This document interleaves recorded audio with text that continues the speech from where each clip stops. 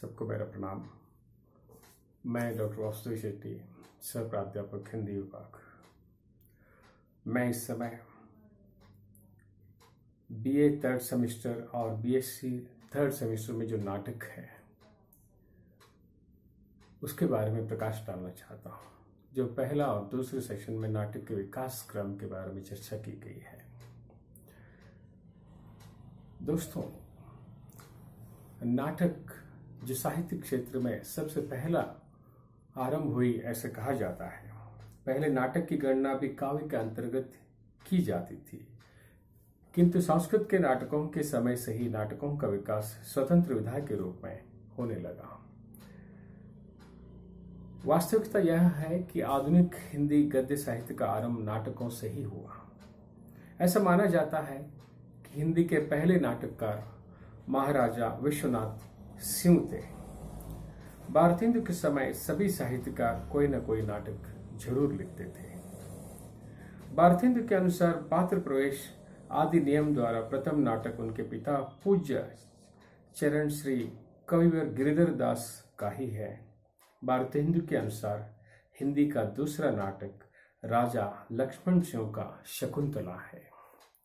दोस्तों, आरंभ में नाटक कैसे होना चाहिए इसके बारे में स्पष्ट रूप से नियम नहीं था, इसलिए धीरे धीरे, जैसे भारतेंदु कहते हैं कि उनके पिता जो शुरू किए शकुंतला, उसमें काफी कुछ परिवर्तन उन्होंने किए हैं।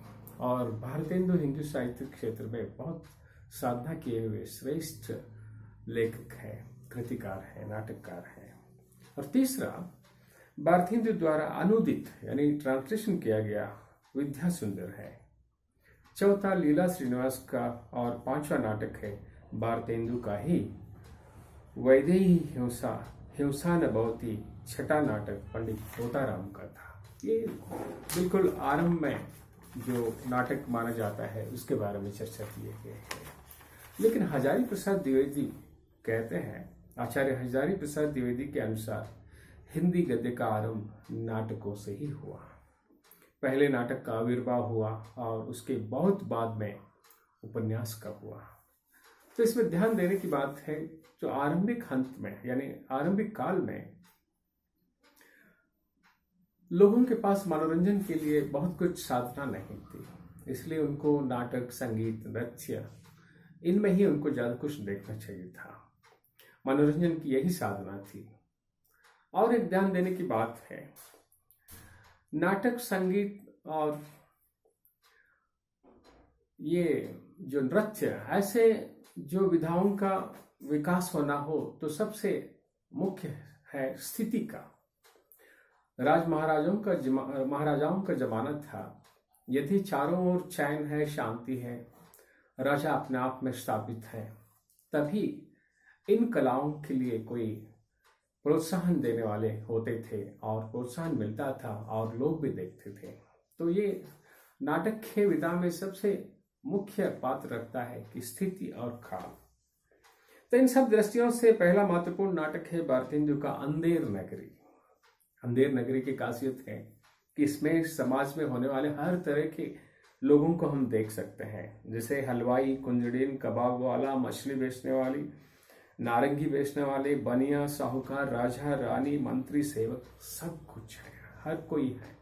समाज में हम हर कोई दृश्य, घटनाओं को जो देख सकते हैं, ये अंधेर नगरी में देख सकते हैं। भले ही ये छोटे कृति है, लेकिन अपने आप में कहा जाता है ये परिपूर्ण छोटी सी पहला कृति माना जाता है। तो और एक ध्यान देने की बात है, बीवी कारंत, इनकी साधना भी नाटक क्षेत्र में बहुत श्रेष्ठ है। इसमें हमारे कर्नाटक के ही गिरीश कार्नाड द्वारा लिखित कई नाटकों को उन्होंने मंचित किया है। आज भी नाटक के बारे में, नाटक क्षेत्र के बारे में लिखना हो तो उसमें गिरीश कार्नाड और बीवी कारंत के नाम लिखे बगैर आगे नहीं जा सकते। केवल भारत के नाटक नहीं, विश्व स्तर पर भी इनके पात्र बहुत महत्वपूर्ण है। और एक ध्यान देने की बात है, पारसी रंगमंच के अग्रणी नाटककार अगाहसिर काश्मीर ने अपना पहला नाटक 1899 में लिखा था, जिसका नाम मुरीद ए शक था। यह शेक्सपियर के नाटक के विंटर्स टेल पर आधारित था। यहाँ और एक महत्वपूर्ण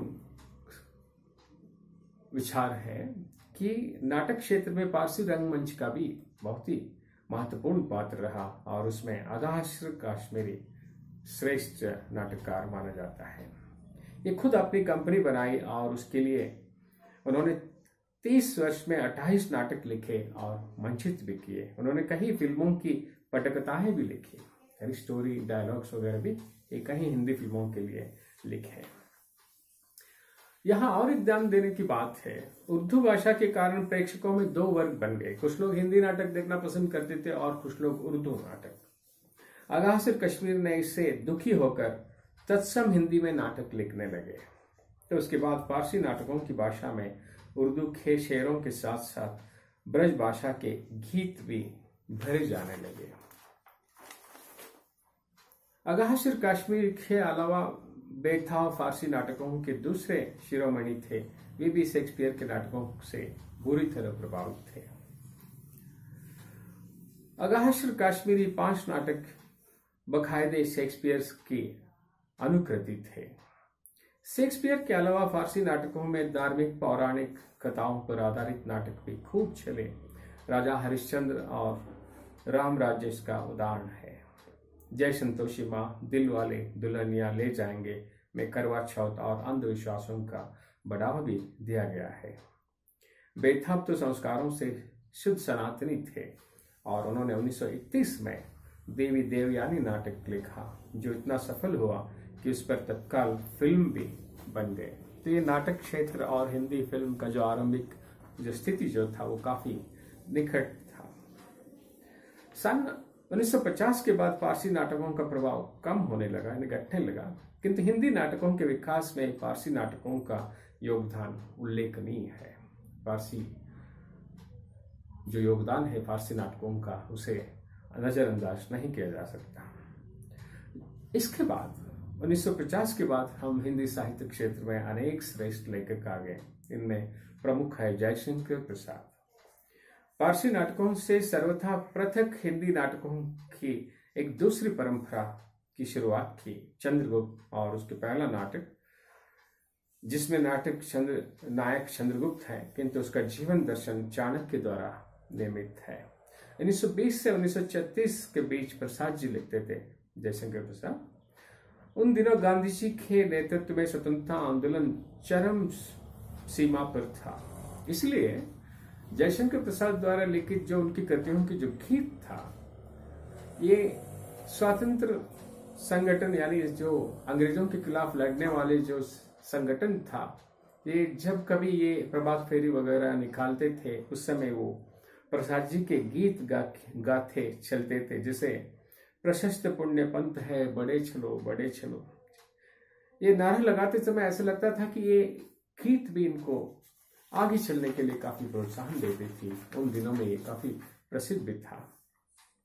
प्रसाद के बाद नाटककार समस्या मूलक नाटक लिखने लगे, जो सामाजिक स्थिति से, क्योंकि ये 1950 के आसपास क्या हो गया, जो आजादी मिल गई और सोसाइटी में यानी समाज में स्थिति संपन्न और संतृप्त कुछ हद तक होने लगी और बहुत सारे लेखकों का उदय भी हुआ।